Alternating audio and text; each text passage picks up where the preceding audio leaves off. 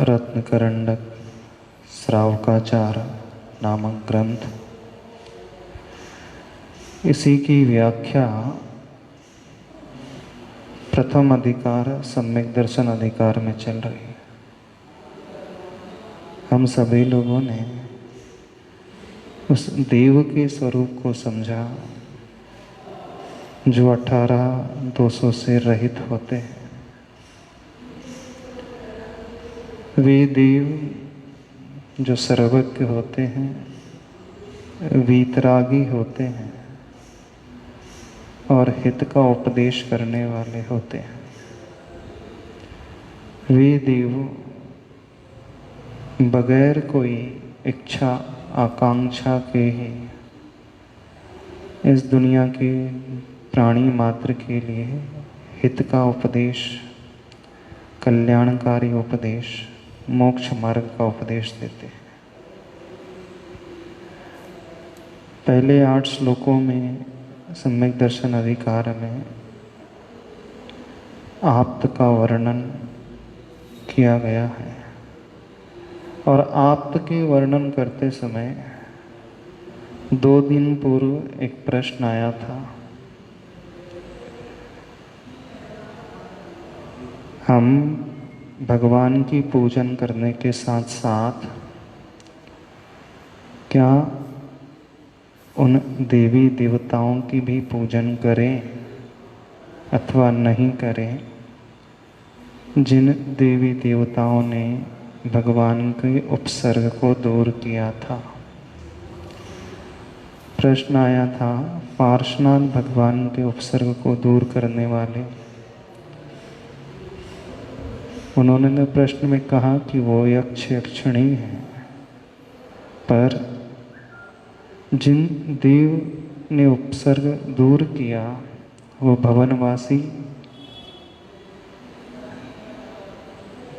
जाति के देव थे और जिस देव ने उपसर्ग किया था पार्श्व प्रभु के ऊपर वह ज्योतिष्क जाति का देव था।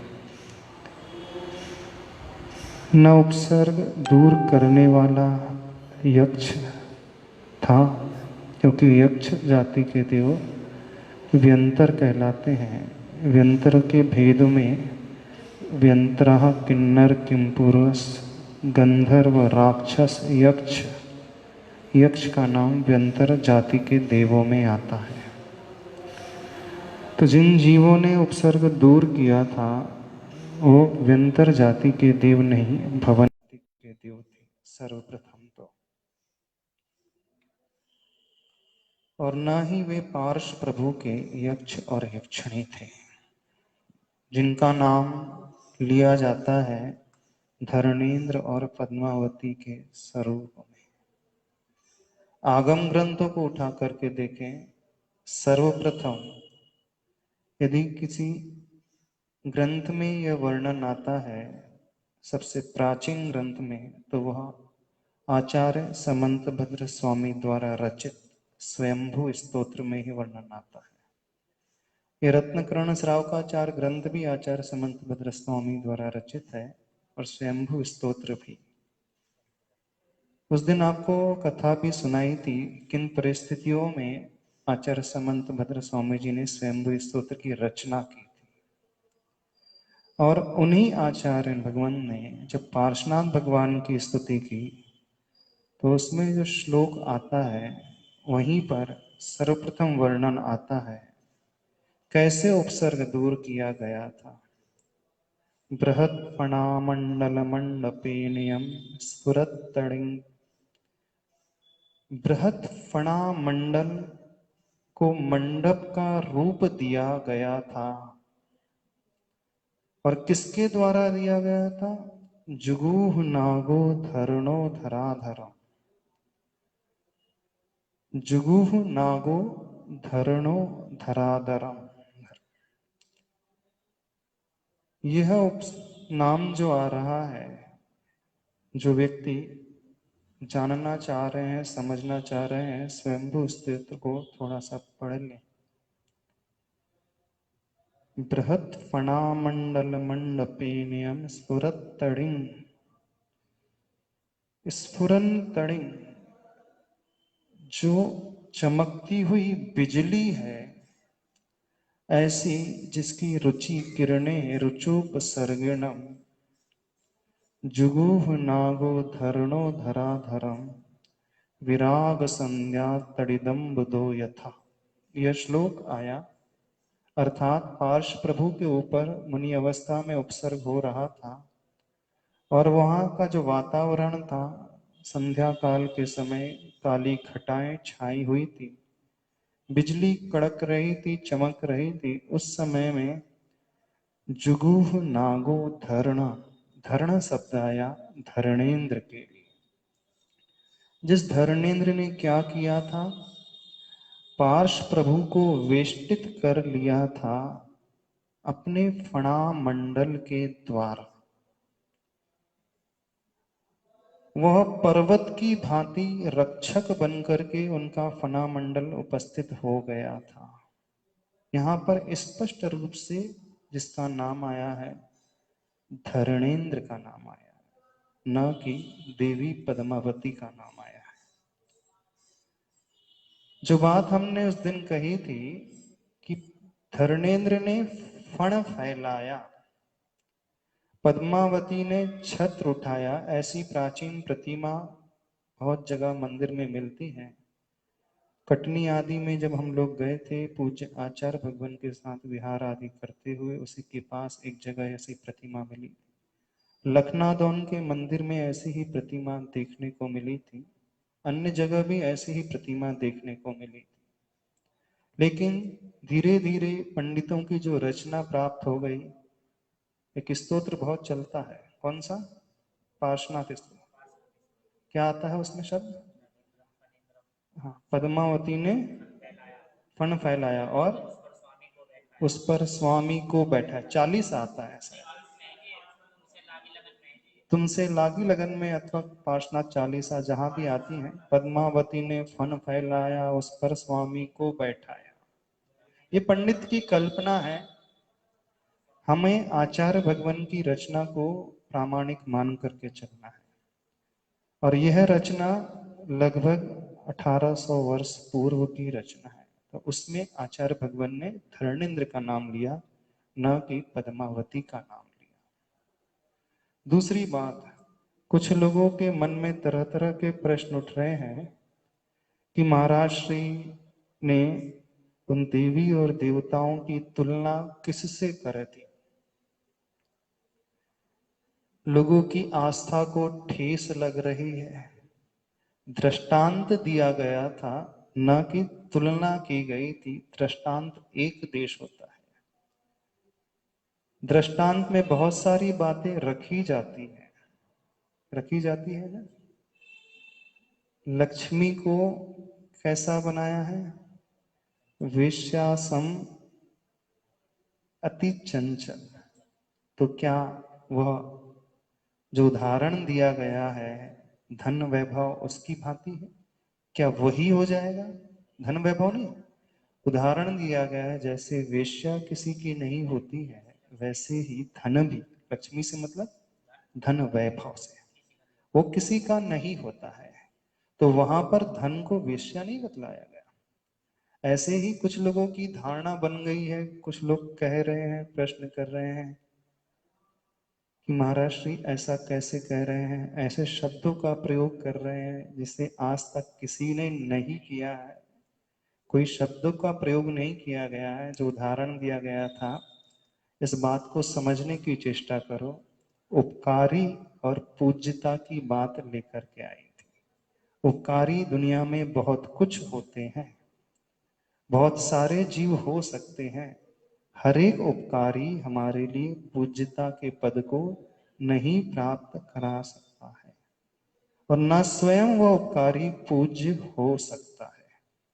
तो जिन देवी देवताओं ने उपकार किया था, अपने कर्तव्य का पालन किया था, देवी और देवता असंयमी होते हैं, उन्होंने तो वैयावृत्ति करके अपने कर्तव्य का पालन किया था।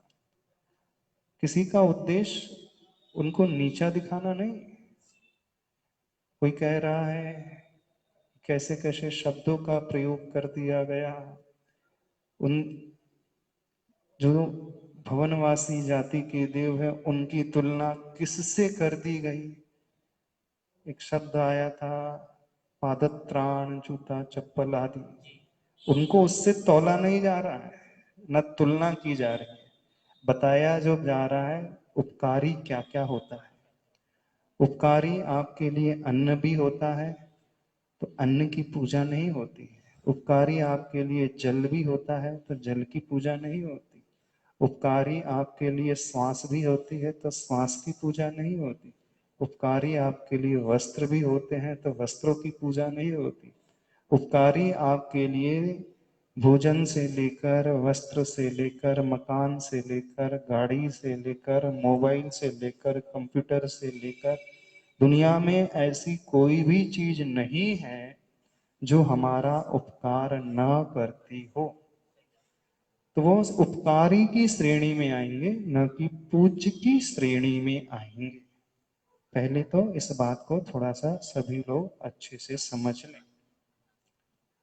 अब ऐसे ही कोई व्यक्ति आकर के मुनिराज की सेवा कर रहा है, बहुत वैयावृत्ति कर रहा है, बहुत अच्छे से ध्यान रख रहा है, तो वह अपने सेवा का फल पाएगा, लेकिन वह सेवा करने मात्र से पूजा का अधिकारी नहीं हो जाता है। अब एक प्रश्न और उठाया जाता है कि शास्त्रों में कहा है कि जो शासन रक्षक देव आदि होते हैं उनके लिए यज्ञांश देना चाहिए। सोमदेव सूरी जी ने यशस्तिलक चंपू महाकाव्य में एक श्लोक लिखा है, और उससे पहले एक श्लोक लिखा है, जो व्यक्ति व्यंतर आदि जाति के देवों की वीतरागी प्रभु की भांति पूजा करता है तो मिथ्या दृष्टि होता है। शासन अधिरक्षक देवों की पूजा करता है तो मिथ्या दृष्टि होता है। और उसी के नीचे जो एक श्लोक आता है कि यज्ञ के अंश के दान से उनका सम्मान करना चाहिए, मान करना चाहिए, सिर्फ इतना शब्द का प्रयोग है। तो इतना तो हर जगह कहा जाता है, अपमान तो दुनिया में किसी को भी करना ही नहीं। हमारे पूज्य गुरुदेव आचार्य भगवान विद्यासागर महाराज जी ने अपने सभी शिष्यों को यही सिखाया है कि किसी का भी अपमान नहीं। हम तो चींटी आदि का भी अपमान नहीं करते, एकेंद्रीय जीव का भी अपमान नहीं करते, अजीव का भी अपमान नहीं करते, तो फिर अन्य किसी जीव की अपमान की बात है ही नहीं। लेकिन वास्तविकता का परिचय प्राप्त कराया जा रहा है। उसके नीचे एक श्लोक और आता है यशस्त्रक चंपू महाकाव्य में, 667 नंबर का श्लोक आता है, और जिसमें यह भाव लिखते हैं कि जो सम्यक दृष्टि जीव होता है वह जिन शासन की भक्ति करता है, अचल भक्ति। जिन शासन लिखा है, जिन शासन मतलब शासन देवी देवता नहीं, अरिहंत प्रभु की, तो उनकी भक्ति से प्रसन्न होकर के वे देवी देवता आकर के उनकी सेवा करते हैं।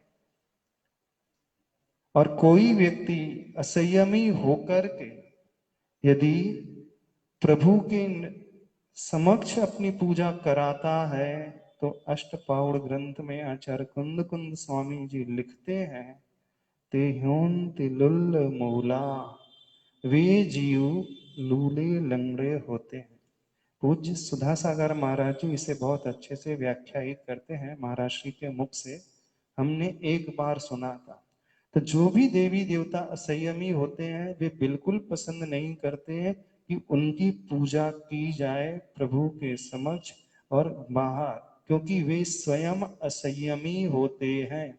अब आप सभी लोगों से एक प्रश्न पूछना है, आप लोग मनुष्य हो ना मनुष्य? कितने लोगों का रात्रि भोजन त्याग है यहाँ पर?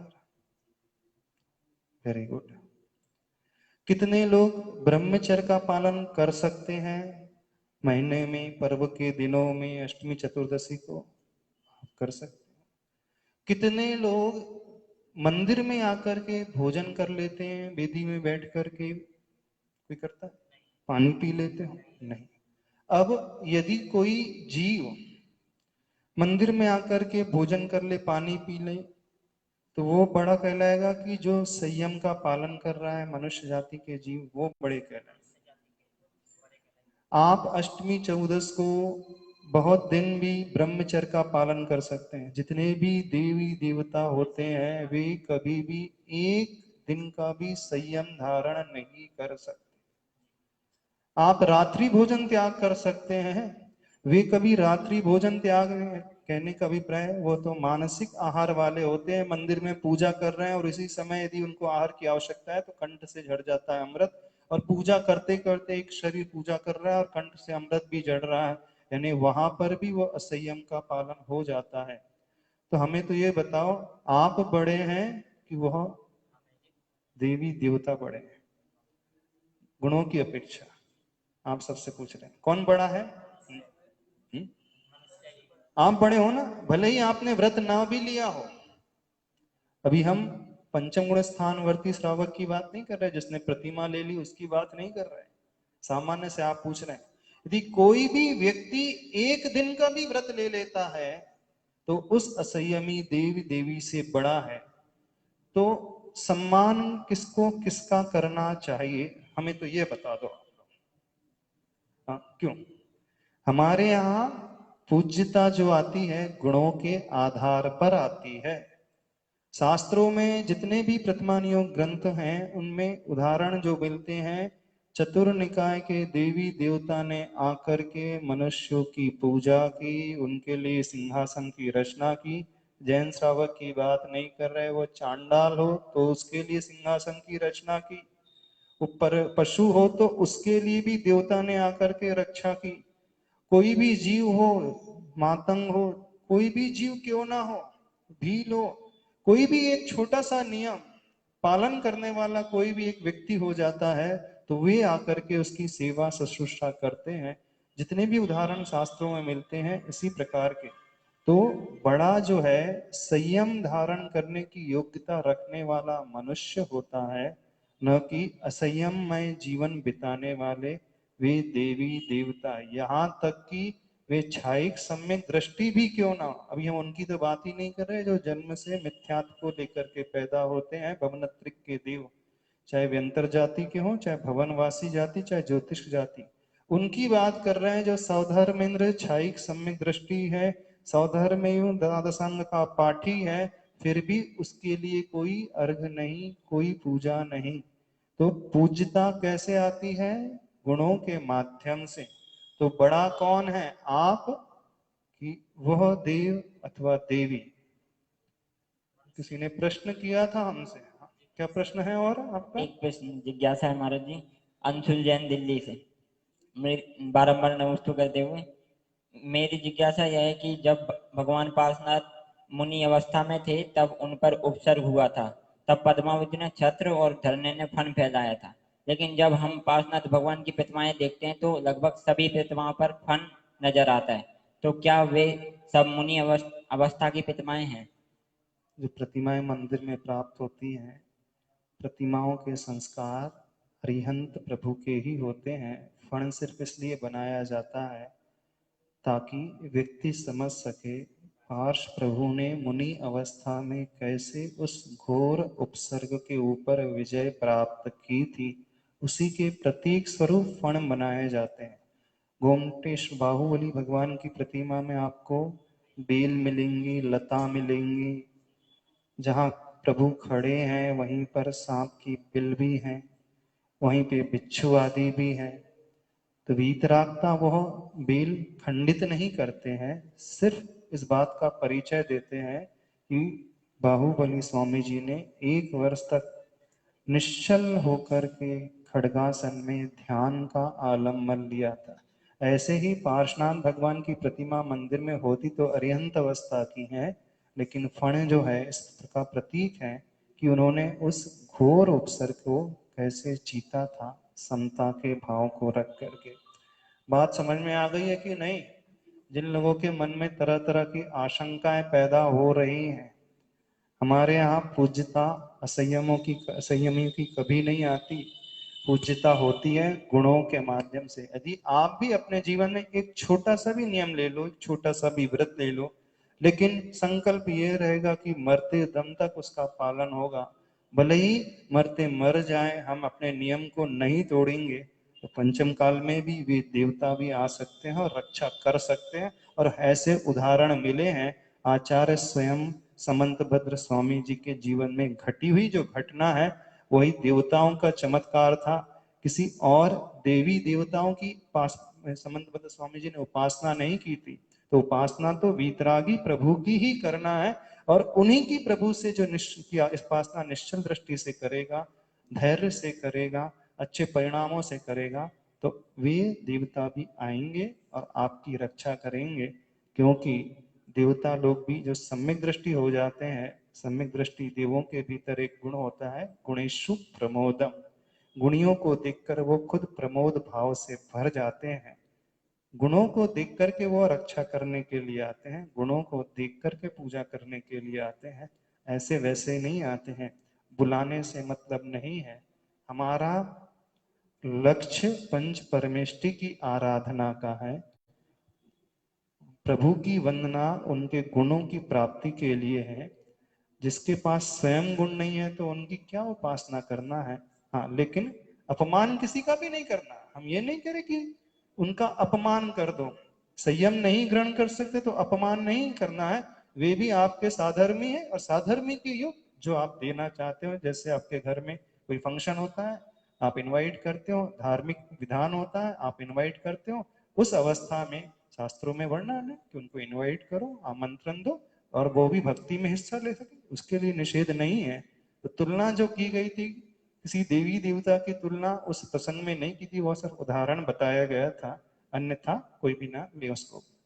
नहीं इसमें रोष होने की बात है, नहीं तरह तरह की बात को उठाने का प्रसंग है। भावनाओं को समझने की चेष्टा करें। मिथ्यात्व का त्याग ही सबसे बड़ा है और सम्यक का ग्रहण ही सबसे बड़ा गुण माना जाता है। मिथ्यात्व यदि छूट गया तो सब कुछ छूट गया, वह जीव निकट भव्य माना जाता है। हो गई आपकी शंका? चले, और कोई परेशानी तो नहीं किसी को?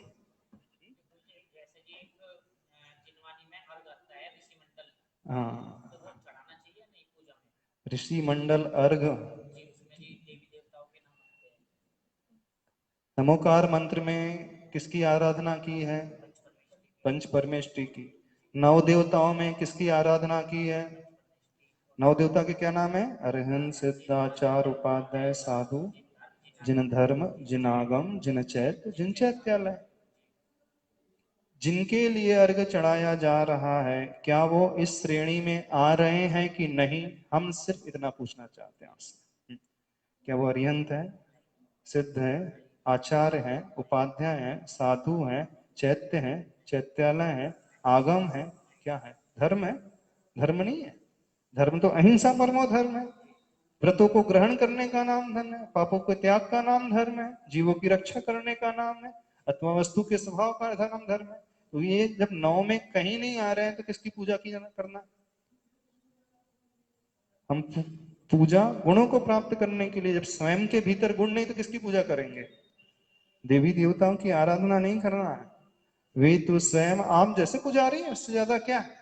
बस अंतर इतना है कि आप मनुष्य जाति के देव हैं, मनुष्य जाति के जीव हैं, वे देव गति के जीव हैं, बस इतना ही अंतर है।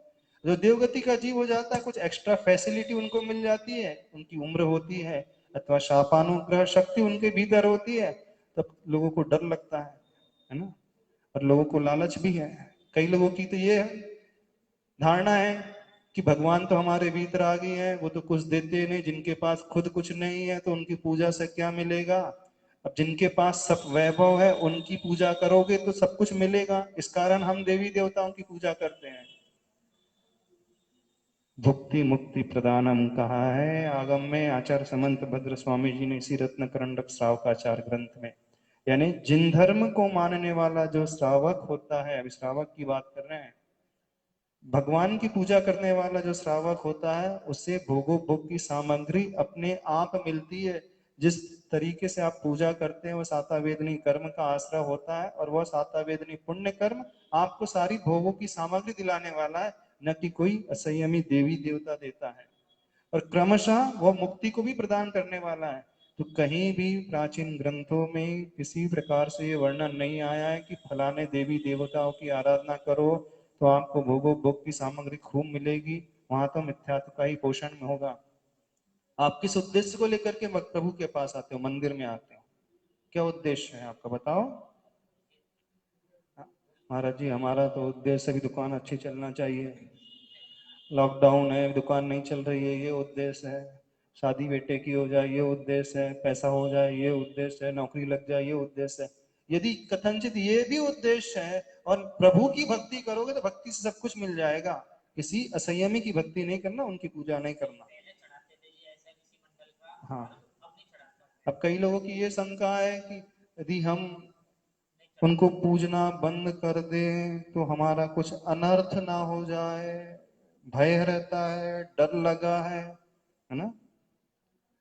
अरे उनके उपास्य कौन है देवी देवताओं के, हमें बताओ। यक्ष यक्षिणी की उपास्य कौन है जिनकी वो पूजा करते हैं, वीतरागी भगवान। और हमारे भी उपास्य कौन है, आपके भी उपास्य कौन है, वीतरागी भगवान। जब सबके उपास्य एक ही हैं तो आपका वो साधर्मी हुआ, तो साधर्मी साधर्मी से वैर कैसा रखेगा, रख सकता है। सम्यक दृष्टि कभी भी वैर नहीं रखेगा बल्कि प्रसन्न होगा। और लोग पूजा करने के लिए आएंगे, अभिषेक करने के लिए आएंगे तो अंदर से प्रसन्नता अपने आप पैदा होती है। तो ये भय भीतर से लाना ही नहीं अपने मन में कि कोई कुछ कर देगा। भयासा स्नेह लोभाच कुदीवागम लिंगी नाम, यही आचार्य संबंध बल स्वामी इसी ग्रंथ में कहेंगे। भय से, आशा से, लोभ से किसी कुदेव की, कुलिंगी की आराधना नहीं करना है। अब कुदेव कौन कहलाते हैं, शास्त्र में कुदेव शब्द का आया है वो वर्णन। कुदेव कौन कहलाते हैं, जो देवों में इंफीरियर क्वालिटी वाले देव होते हैं। कौन कहलाते हैं कुदेव, इंफीरियर क्वालिटी, किल्बिषिक जाति के देव, अभियोग्य जाति के देव। जो भय के कारण भी नहीं पूजना है, आशा के कारण भी नहीं, लोभ के कारण भी नहीं पूजना है।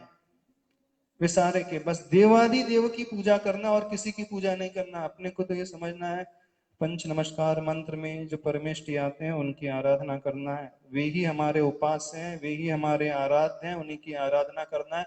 और उन्हीं की आराधना से सबका कल्याण हुआ है। जब रावण के साथ प्रसंग घटा था तो रावण ने किसकी आराधना की थी, शांतिनाथ प्रभु की भक्ति की थी। अपने हाथ की नसों को निकाल करके वीणा में लगा करके किसी देवी देवता की आराधना नहीं की थी। भगवान की भक्ति से प्रसन्न होकर के वो अमोघ विद्या आकर के अपने स्वयं आकर के उपस्थित हो गई थी और रावण को मिल गई थी।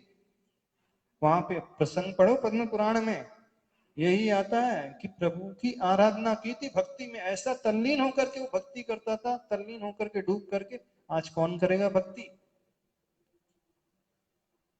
पढ़ा है पद्म पुराण ग्रंथ। तो रावण ने भी ऐसी आराधना की थी। तो आराधना हमेशा आराध्य की जाती है। जो आराध्य से मतलब जो पूज्य हो गया है, भगवान बन चुका है। अब स्वयं पुजारी है, एक पुजारी दूसरी पुजारी की थोड़ी पूजा करेगा। मान लीजिए आप गरीब हैं और शहर का एक सेठ है, वो भी भगवान का अभिषेक करता है, वो करोड़पति है, उसके बहुत सारे व्यापार हैं और आप भी कर रहे हो, तो कभी कभी उसको भी अर्घ चढ़ा दो, वो प्रसन्न हो जाएगा। उसको भी अर्घ दे दो, प्रसन्न हो जाएगा, आपकी मदद कर देगा। अरे वो तो आपकी मदद वैसे ही कर देगा जब देखा कि मेरा साधर्मी कितने भक्ति भाव से पूजा कर रहा है, तो आपकी मदद ऐसे ही करेगा। तो उसके लिए भी अर्घ चढ़ाना है। साधर्मी साधर्मी के लिए कहां से अर्घ चढ़ाएगा। अब ये तर्क उठाया जाता है यज्ञांश देना चाहिए माननीय, तो वैसा तो दिया जाता है। आप किसी को इनवाइट करते हो, सौलादी से सम्मान कर लेते हैं, तो उनके लिए इतना ही पर्याप्त है। आइए आप हमारे साथ सम्मिलित हो जाइए, बस इतने में प्रसन्न प्रसन्न हो जाएंगे। वो खूब अच्छे से आपके साथ सम्मिलित होकर के पूजा करेंगे। आपको भक्ति करना है प्रभु की, न कि अन्य किसी भी असंयमी की भक्ति करना है। और किसी से कोई डरने की आवश्यकता नहीं, कोई हमारा कुछ नहीं बिगाड़ सकता। अरे सम्यक दृष्टि जीव भयों से ऊपर उठा होता है, उसको कोई भय नहीं होता, किसी से डर नहीं लगता। डरता है तो सिर्फ वो अपने कर्मों से डरता है। आगम की अवज्ञा ना हो जाए, आगम की आज्ञा का उल्लंघन ना हो जाए, भगवान की आज्ञा के विपरीत मैं ना कुछ कर बैठूं, उसका डर उसे रहता है और कोई डर नहीं रहता उसे। तो कुछ नहीं करना कि कोई हमारा हित कर देगा, ना वो हमारा अहित कर सकते हैं ना कुछ कर सकते हैं। हमारा अहित और हमारा सुहित अपने कर्मों के ऊपर आधारित है। और कर्म सिद्धांत को जो मानता है वो कर्म सिद्धांत ये कहता है भोगो भोग की सामग्री किससे मिलती है, पुण्य कर्म के उदय से। और पुण्य कर्म का बंध कैसा होता है, तो तत्वार सूत्र के 6 अध्याय को उठा करके देखो, जिसमें वर्णन किया है साता वेदनी कर्म का बंध कैसे होता है। भूत वृत्ति अनुकंपा दान सराग संयमादि योग क्षांति शौचमिति सदवेद्यस्य। जीवों की अनुकंपा करो, दान दो, उससे पुण्य मिलेगा। क्षमा का भाव रखो, उससे पुण्य मिलेगा। संयम का पालन करो, उससे पुण्य मिलेगा। सोच के भाव लेकर के आओ और इति से प्रभु की खूब आराधना करो, खूब पूजा करो, खूब वही वृत्ति करो, खूब सेवा करो। ये सारे के सारे मार्ग है पुण्य कमाने के। अथवा शुभ आयु जिससे बंद होती है, शुभ नाम कर्म का बंद किससे होता है, तो जितनी ज्यादा सरलता भीतर आएगी शुभ नाम कर्म का बंद होगा। तो सारी सामग्री जो मिलेगी, अच्छा शरीर भी मिलेगा, निरोगी शरीर भी मिलेगा, तो वही आवृत्ति करने से वो तीव्र पुण्य का आश्रय होगा और पुण्य का आश्रय से सब कुछ मिलेगा। कर्म सिद्धांत को समझो तो सही, कहां भटक करके मिथ्या मार्ग में उलझ करके फंस रहे हो। क्यों नहीं कर्म सिद्धांत को समझते हो, क्यों अनिल जी? कर्म सिद्धांत यदि थोड़ा सा भी मानते हो, विश्वास है, सम्यक दृष्टि जीव कर्म सिद्धांत को मानेगा कि नहीं मानेगा, हमें तो ये बताओ आप।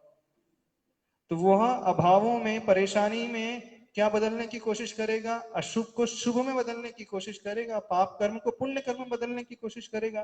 तो पुण्य कर्म का बंध किससे होता है? आचार्य उमा स्वामी महाराज जी ने कहा लिखा है कि फलाने असंयमी देवी की पूजा करने से पुण्य कर्म का बंध होता है? कहाँ लिखा है, मैं बताओ, कहीं लिखा है? आचार्य उमा स्वामी धवला ग्रंथ में कहीं लिखा है? कर्मकांड ग्रंथ में कहीं लिखा है कि पुण्य कर्म का बंध इससे होता है? कहीं पर भी नहीं मिलेगा। आगम उठा करके देखो, कहीं पर भी ये वर्णन नहीं है। सब जगह ये वर्णन है शुभ कर्म पुण्य कर्म जिससे बनता है उस प्रक्रिया को अपनाना है।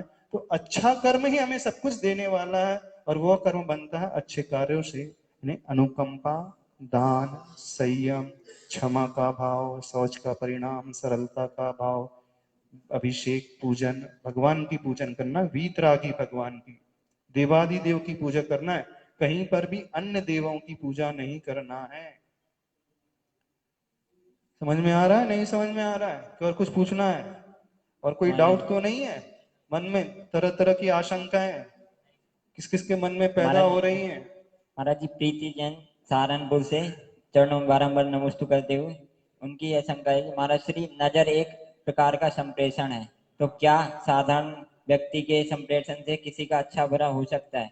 और जैसे कहते हैं कि बिल्ली रास्ता काट गई है तो ये कार्य नहीं होगा, ऐसी मान्यताएं अन्य संकेत होती हैं, ओ, कुमान्यताएं होती हैं। ओ, अभी तो खैर जो विषय चल रहा है उसकी शंका कर लो पहले, तो उसकी दूसरी शंका का निवारण तो हम बाद में करेंगे। अभी जो शंका है आपकी पुण्य कमाने की, अथवा आपको जो डर लगता है, अथवा पूज्य कौन है, पूजक कौन होता है, पूज्यता का अधिकारी कौन होता है, पूजा किसकी करना है, किसको पूजना है, किसको नहीं पूजना है। अब सब लोग आते हैं महाराज जी चालीसा में लिखा है, इस कारण हमको भी पूछना पड़ता है। नाम आता है तो करते हैं। पार्श्वनाथ भगवान के चालीसा में लिखा है, चालीसा लिखने में क्या जाता है, हम भी बना देंगे चालीसा। पंडित ने बना दिया, आप भी बना दो। लेखक तो है, उसके हाथ में जो लिखना चाहे वो लिख दे। आगम के अनुरूप है कि नहीं, प्रश्न तो ये है। तो आगम ये कहता है, आचार्य भगवान कहते हैं, जुगुह नागो धरणो धराधरम। नाग जाति का जो देव धर्णेंद्र था, उसने प्रभु के ऊपर फणा फैलाया और मंडप का आकार दे दिया। जैसे मंडप ताना जाता है, छाया कर देता है, उसी मंडप को उसने बनाया। धरण शब्द आया, उससे पूर्व कहीं पर भी कोई शब्द नहीं आया है। देवी ने कुछ नहीं किया। जिसका हमें मिला हुआ वर्णन पहले उसके अनुसार अपन चलने की कोशिश करें। तो इसका अर्थ ये नहीं कि किसी की अवमानना की जा रही, किसी को ठेस पहुंचाई जा रही है। यही बताया जा रहा है कौन किस भूमिका में है, उस भूमिका के अनुसार उसका सब कुछ कार्य करना है। और जो कही बात थी उसका तो समाधान हो गया ना, जूते चप्पल वाली बात कि नहीं समझ में आया, ये कुछ चमार शब्द की बात है। तो उनको की तुलना उनसे नहीं की जा रही है, बताया जा रहा है नीचे से लेकर ऊपर तक जब श्रेणी होती है, उपकारी की श्रेणी हो रही है, उपकारी की श्रेणी में तो 1760 आइटम हम रख सकते हैं सारे के सारे, बस अलग अलग कैटेगरी के उपकारी होते हैं। कुछ उपकारी होते हैं श्रावक के रूप में आ जाते हैं, तो वो एक श्रावक है, क्या वे श्रावक है कि नहीं? जी रानी चेलना ने अवसर दूर करवाया था यशोधर मुनि महाराज का, कराया था कि नहीं? क्यों? श्रेणी चरित्र पढ़ा है, रानी चेलना ने सेवा की थी। फिर क्या करें अपन, आप लोगों को क्या करना चाहिए? पूजा करोगे? क्यों? 3 दिन तक उपसर्ग होता रहा, यशोधर मुनिराज के गले में मरा हुआ सर्प डला था, चींटी चढ़ गई थी, कीड़े मकोड़े पूरे शरीर में आवेष्टित हो गए थे, वे मां उन मुनिराज को डस रहे थे, पूरी की पूरी स्किन से चमड़ी से खून खून रिस रहा था, ऐसा भीषण उपसर्ग किया। किसने किया था? श्रेणिक ने किया था, और चिल्ला ने आकर के उपसर्ग दूर किया। तो फिर उनके लिए भी क्या करना चाहिए? आपका कर्तव्य क्या है? अब उपसर्ग दूर किया महाराज जी का, किया कि नहीं? अच्छे बताओ, उपसर्ग दूर हुआ तो उपसर्ग दूर हो करने से वो पूज्य तो नहीं होगा। पूज्य कब बने? जब व्यक्ति पापों का त्याग करता है। तो हमारे यहाँ पूज्यता पापों के त्याग से आती है, चारित्र से आती है, व्रत से आती है। जिसके पास व्रत चारित्र है वो ही व्यक्ति पूज्य कहलाता है। अव्रति उसकी पूजा करता है, एक अव्रति दूसरी अव्रति की कभी पूजा नहीं करेगा। अव्रति हमेशा व्रति को खोजेगा पूजा करने के लिए, चाहे पंच परमेष्टि हो चाहे नव देवता। और कुछ पूछना है इस विषय में? उपसर्ग किसने दूर किया था, तो हमें क्या करना क्या नहीं करना? जो नए नए बच्चे हैं, अब आप लोगों का प्रश्न आता है महाराज जी फलाने मंदिर में तो ऐसा है, वहां पर ऐसा है, कौन क्या कर रहा है, किस जगह क्या है, बात उसकी नहीं है, आगम क्या कह रहा है, प्राचीन आगम जो आचार्यों की वाणी है वो क्या कह रही है, उसके अनुसार समझने की चेष्टा करें और युक्ति के अनुसार चेष्टा करें। किसी को हर्ट नहीं करना है, ना हमारे गुरुदेव ने किसी को हर्ट करना सिखाया है, किसी की अवमानना करना तो हमारे गुरुदेव ने कभी सिखाया ही नहीं है। और एक अवृत्ति चाहे वो साधर्मी है तो अवमानना तो कर ही नहीं सकते किसी की, तो अवमानना की बात ही नहीं है। वस्तु स्थिति का परिचय बताया गया है, कौन व्यक्ति कौन जीव किस भूमिका में है, उसी भूमिका के अनुसार सारे कार्य यथावत होना चाहिए। ये तो कल परसों भी यही बात कही थी, यदि उपकारी है तो उसका तो एहसान माना ही जाएगा, उसके लिए निषेध नहीं किया जा रहा है, लेकिन उपकारी को सिर्फ उपकारी रखो। आगे बढ़े? जी महाराज। हाँ, इस विषय को काट दो। ओ